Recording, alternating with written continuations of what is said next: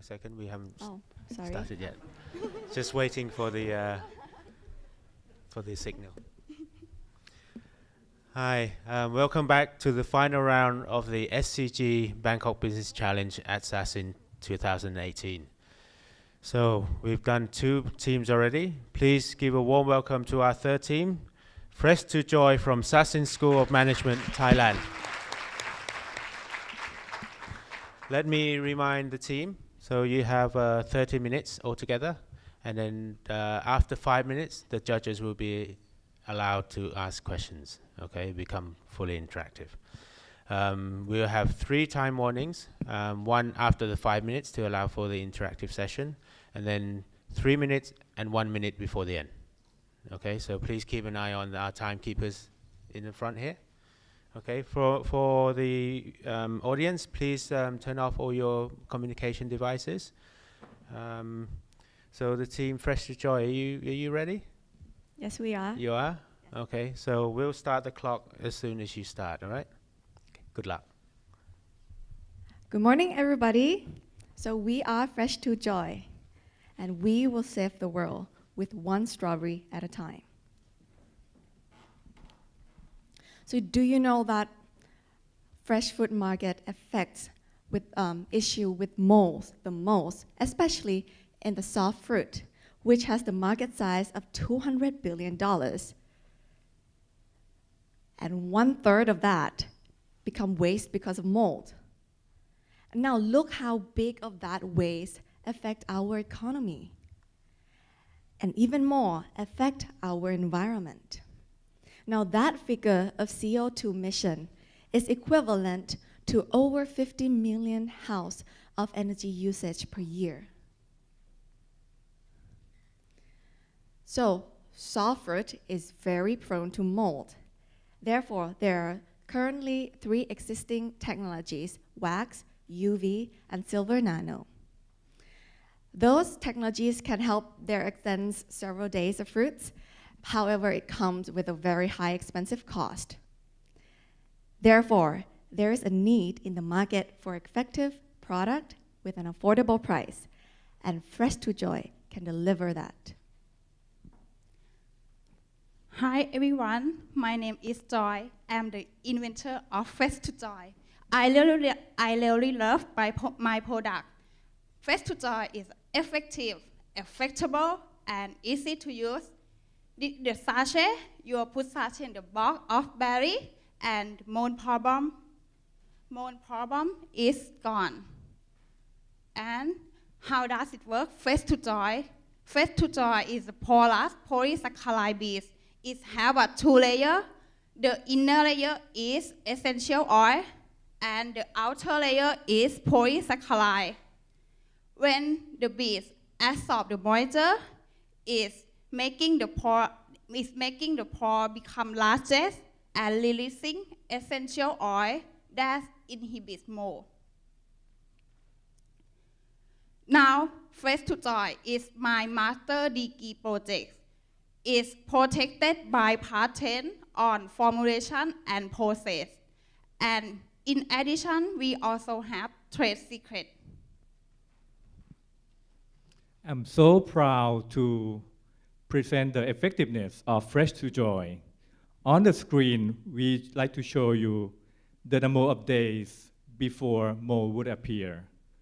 With non-treatment, the mold would appear on day 4. With waxing and silver nano, mold would be witnessed on day 8.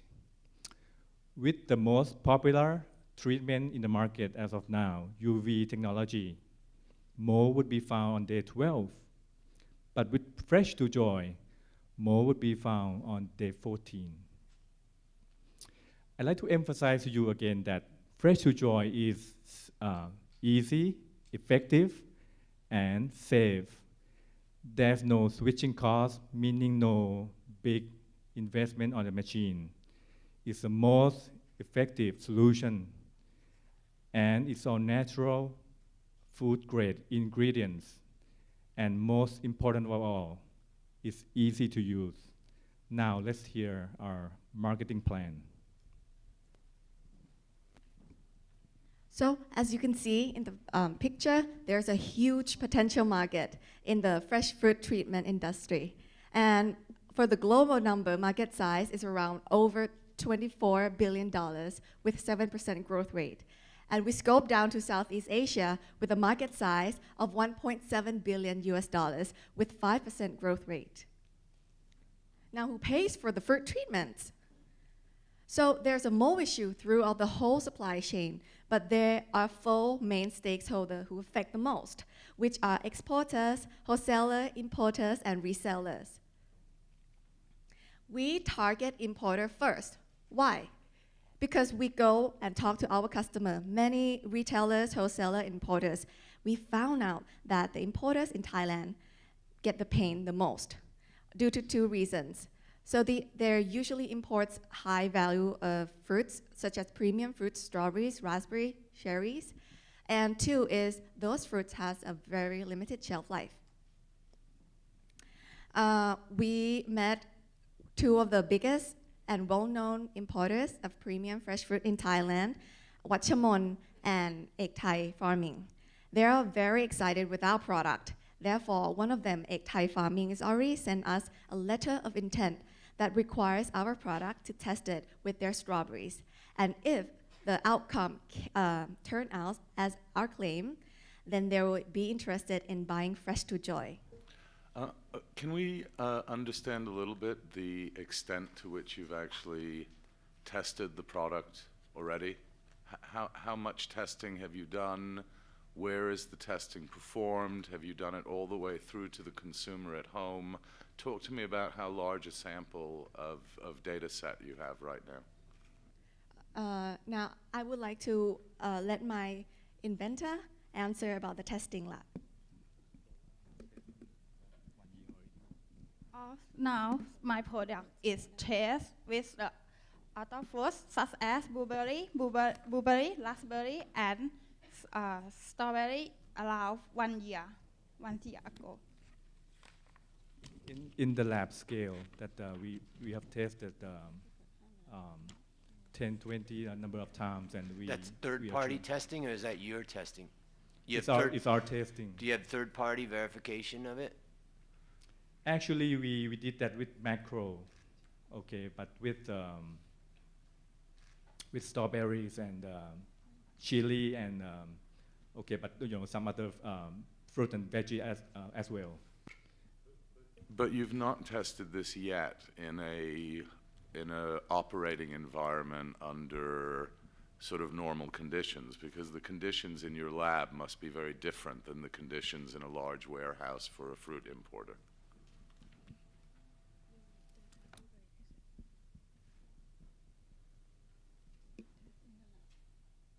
Basically, out there's a heat, there's a rain, there's all those things, but in the lab, do you represent all of that? Actually, in the lab, we design our lab like in the market that we sell strawberry. We keep the box of strawberry in the refrigerator. The temperature is allowed to 4 degrees Celsius. But that's kind of like the end part, right? Like there's a transportation part that actually kind of build up the humidity and the heat and everything. I think that's the part that kind of spoil the fruit, not really the part where it's in the refrigerator, right? So yeah, and we also went to the strawberry farm in Wang Nam Kiao, and we take the strawberry from the field, bring it to the lab, and it also work as we test in the lab. Why did you start with soft fruit? Because I believe that the main fruit that we export outside of Thailand would be some other things like durian or those kind of fruits. Will this help the big market of our fruits in Thailand?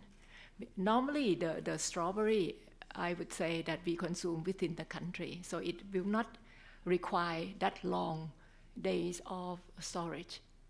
Yeah, I agree with you that we import the strawberry, and the big market in Thailand is durian or something. But the problem of this, that fruit is about ripening, which is related to ethylene, and we are developing our product to solve that problem. But now we are focused on the product that can kill mold. And if you look at the target market that you've initially focused on, which is importers, is it actually true that the treatment is done at the importer level? I would have thought that if you're waxing or using an alternative methodology, it would be better to do that at the export level so that the fruit is protected during the transportation process. So are you focusing on the right people by focusing on the importers rather than the exporters? Well, you are actually right about the treatment process is actually at the export part. But to be able to approach the exporter, it will be easier if we approach the importer and let them influence those people. So maybe I missed this, but Thailand's a major fruit producer and a major fruit exporter. Why doesn't your product sell to them? Or why would you even mess around with the importing of strawberries as an example? So your question is, why don't we target on the... Well, let's just take pineapple. Thailand's a huge pineapple producer, consumer, and exporter. Why wouldn't you focus on some fruit or other item that, you know, that's a domestic product to be exported? Because we don't focus only in Thailand. We want to focus globally. And strawberries... Sorry, just so I understand that. So that means you could go after the pineapple market, let's say, as an example, but your choice is to start with the foreign companies, right? Is that the case? Or is it that there's a reason why you can't go after that, let's say pineapple or some of the other domestic, and that's the reason? I just want to understand why you're focusing on that. So if I understand correctly, like your product is like a sheet or something that goes into the container of the fruits, right? So it has to be something that touch the product. Is it right? So if it's a pineapple, I don't know, there's a skin that is thick, or can you explain a little bit? I don't quite understand now. Yeah. So for the ripening, for the food ripening, there are two main factors that can affect the food ripening. The first one is ethylene that produce after. Because what you're saying is that you're not addressing fruit ripening, you're just addressing mold. And therefore, you're addressing a small part of the overall market, correct? Yes, as of right now, correct. But we have planned to develop our product that can kill mold and also can stop the ripening as well. So just to ask another question, I wouldn't go down the ripening path because you have a product that already works. It kills mold. Yes. So let's focus on that. Yes. You said that it's done with essential oil. When I think of that, I think of smell. Is there any smell to this product? No, it is not. We tested blind tests with in the lab, and those people claim that they don't know whether this piece of fruit and this, which one used Fresh to Joy. Okay. The other question is, you just gave us a revised financial statement, always a dangerous thing to do. I compared it to your prior one, and I saw that your first thing is your revenue is almost double what you originally said, and your net profit is now 8 times higher. So you're saying that you're going to produce $14 million, I think. Yep, $14 million in profit in the 5th year, right? So that's 42% net profit margin. The average net profit margin in the world, according to my numbers that I just calculated yesterday, using 17,000 companies, is about 6%. So you're forecasting some big numbers. Can you explain that? Now we already revised the number as the attached for you. This one, right? Yeah. Yeah, so this one shows 14 million net profit by In the year 5. 5th year. And that's a 42% net margin. That's a huge net margin. Can you just explain to me why this is so profitable, more profitable than most companies in the world? You said that is a cost, right? It's high cost, right? So it's Low cost, meaning profits high. profit high. Now we show that the profit is $10 million with a revenue $40 million. Okay. So I think it's reasonable. So that's down from what you've just given us here. That one is 14 million, that's 10 million. But even at 10 million, if that's the case, that's about a 30, it's a pretty high profit margin. I see. Can you explain how this is such a profitable business? I mean, that is a money machine if you can get 30% more net margin. Let my colleagues explain a little bit more in the financial part. And as of for now, can I thank you. So,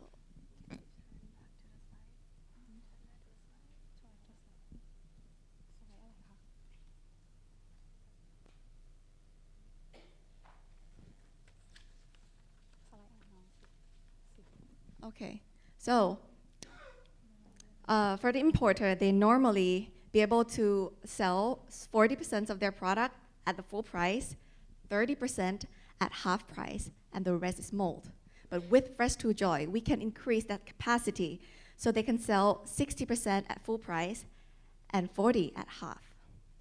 I would like to explain more about that in detail. For example, Ek Thai Farming, I'm sorry. Excuse me. I found this very difficult to believe. I think based on your product comparison, you are only 2 days at max, right? More than existing technology.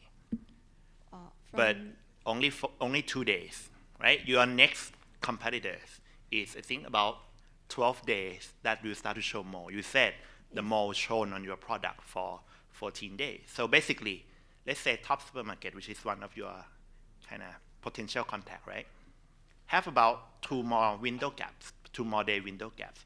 How you make sure that they will still be able to sell all of their inventory based on your calculation within just 2 more days? I mean, how do you go back 1 slide, please?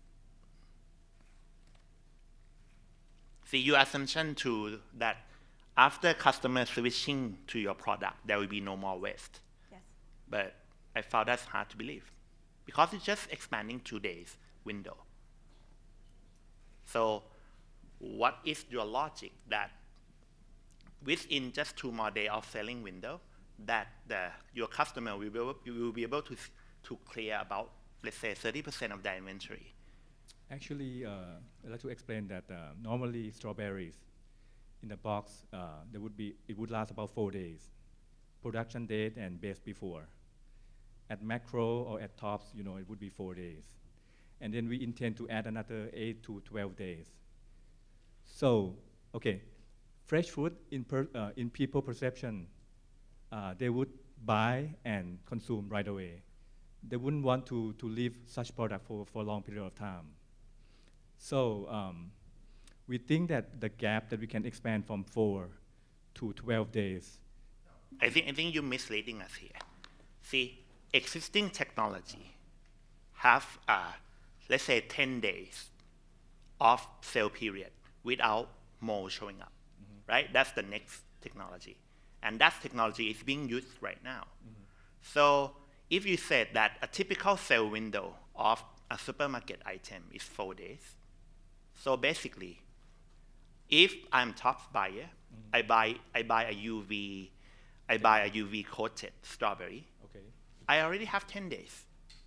So by the fact that if I really want to expand it to be sold for 8 days, I already capable of doing that, but I'm not doing it.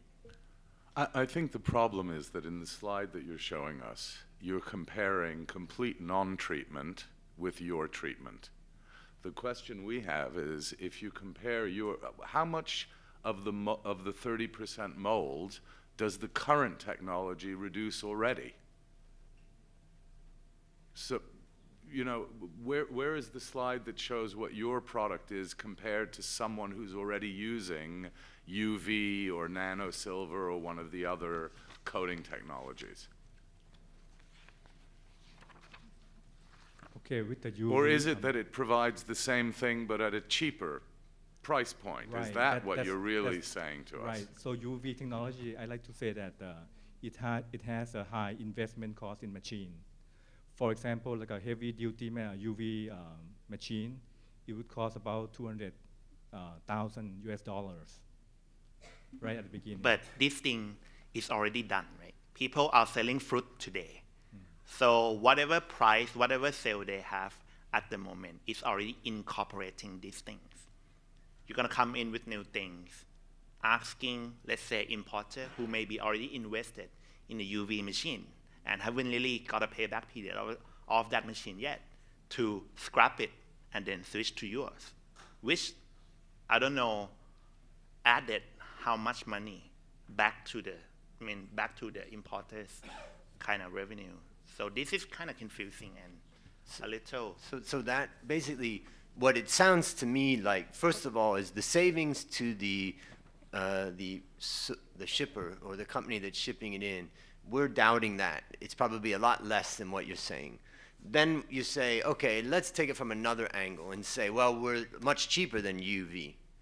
But I'm also doubting that because I'm looking at your financial statements and I'm thinking the net profit margin is so high that you must be missing some costs. So I want to ask you a question, which is, have you looked at the profitability of the UV business? What type of net margin would a UV treatment company be making? If a UV treatment company was up on the stage 5 years ago, now they're operating, what kind of margin or profitability are they making? And you may not know that, which is okay, but I think that that would be an important step. Let's just say they're making 30 or 40% net margin. Fantastic. But that also means that they could just reduce their price to compete with you. So what are your thoughts about your costs and about the cost compared to the profits that UV is making? And on top of that, this very slide just show you that, oh wait, the other one, I think you just flip it. Your unit cost is more expensive than UV,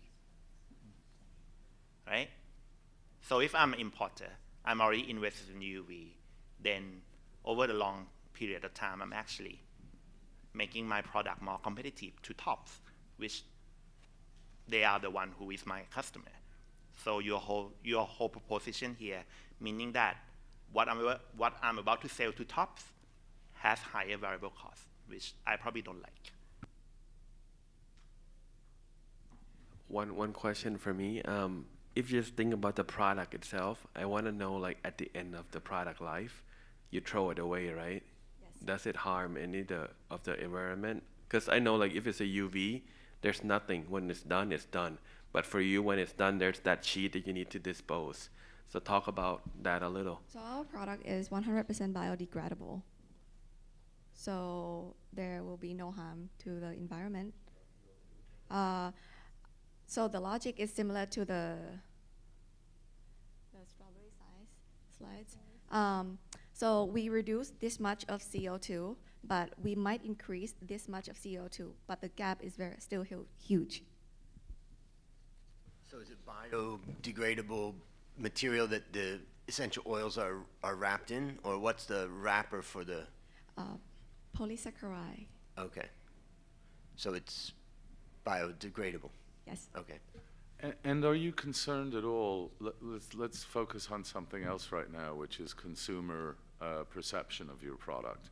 Are you concerned at all that the existing technologies present fresh fruit in their natural form with an invisible layer of protection, whereas yours adds, even though it's a biodegradable product, a sort of artificial additional thing into the box of fruit, which no matter how you position it is probably going to remind people of the toxic silica gel that we find in all sorts of other products to avoid moisture. So talk about how you deal with consumer perception that actually you're adding something unnatural to a very natural product.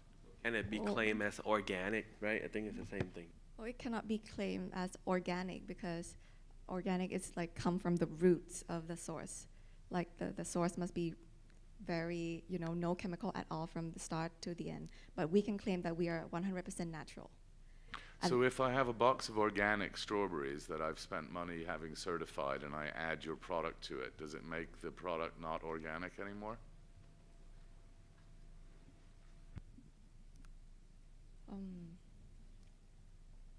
Well, I have to look at the criteria where there might be holes so I can fit in. But thank you for the question. But I think come back to Robert's very point is, you see, if I love buying cherries at Tops, okay, so they have great discount, so I pick up a box, and the entire box is a clear plastic box, right, with just cherry in it. But now, let's say if Top adopts your product, in this clear plastic, I'm going to see certain sachet that feel just like something, unnatural.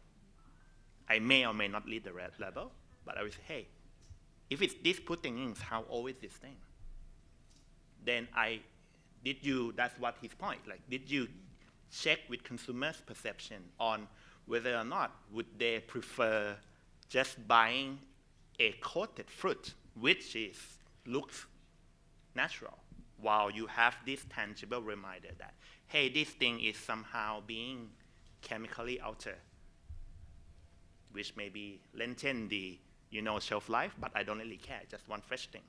You see, I think that's the point. That's the concern that Robert was made, and I Thank haven't seen you for the question from you and Mr. Robert.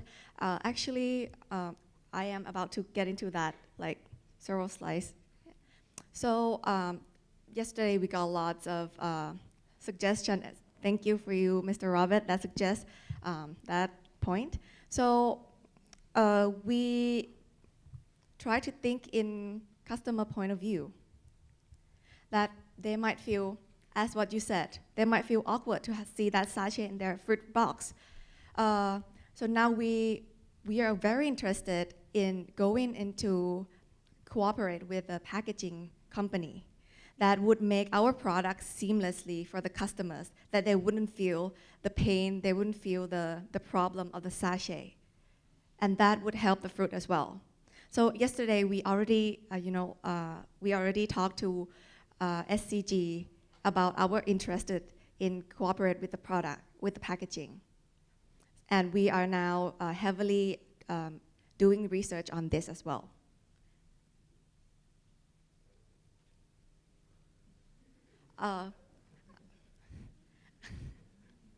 Another question is I'm kind of a cheap guy, right? If I have something in my refrigerator that I want to eat and it's got a little bit of mold, I just cut that off and then I eat it, right? Yes. So my question is, to what extent is mold really a problem, right? Now, obviously, anytime you can extend the life of anything is great. But to what extent is mold a problem versus, let's say, over-ripening? If something's overripe, okay, I'm not going to eat it. Well, fruit has two problems. So separately, one is that when you cut it from the tree, then it will continue ripening, but that's not our target right now. The other one is that when you cut out from the tree, and that the ripening stops right there, and the problem will be according to the mold. So the end consumer, especially me, I do the same. If I have rotten, mold on my fruits, I would cut it away. But the problem is actually on the the supply chain before and customer. Yes, yes. But is this, shelf life thing you try to address, is this really just an SLA issue from a retailer standpoint? Or is this really a product becoming unedible issue? I think majority of the waste, food being thrown away in the US, it's not that it cannot be eaten, but it's just failing it's to go over the requirement level that is set up by retailer. So regardless of the actual shelf life, let's say fresh fruit, 4 days. So once you book it in, shelf life is 4 days. So after 4 days, the rule is to throw it away, mold or without mold. I don't think they hand pick, okay, I just throw the mold away and I just keep. I think they reject the whole lot. So I'm not so sure whether even your product provide additional 2 days of kind of shelf life, it would change anything. It would have any impact to the ecosystem of, import soft fruit kind of buying at all. So, I mean, how would you kind of validate it back that, okay, this, whatever additional days that you provide will really make an impact. It would have commercial values.